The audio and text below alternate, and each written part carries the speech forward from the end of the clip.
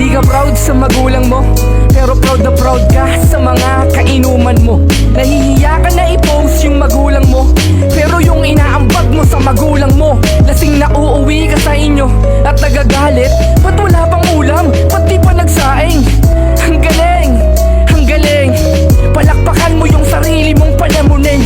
Di mo man lang natanong kamusta na yung problema ng magulang mo ngayon. Alam mo ba, puro bisyo inatupag, lutong mo magmura. Paano kung isang araw bigla nang mawala sila?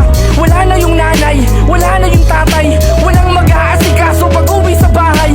Tsaka mo lamang malalaman bang mahalaga kapag nakita mong magulang mo na patay na sila. Ganon gusto mo? Ganon? Tapos iiyak ka, magsisisi ka sa mga kasalanan mo, sa mga pagkukulang mo. Tapikin mo sarili mo ngayon, umarap ka sa salamin kung ikaw pa ba yan. Yan ba yung buhay na gusto mo?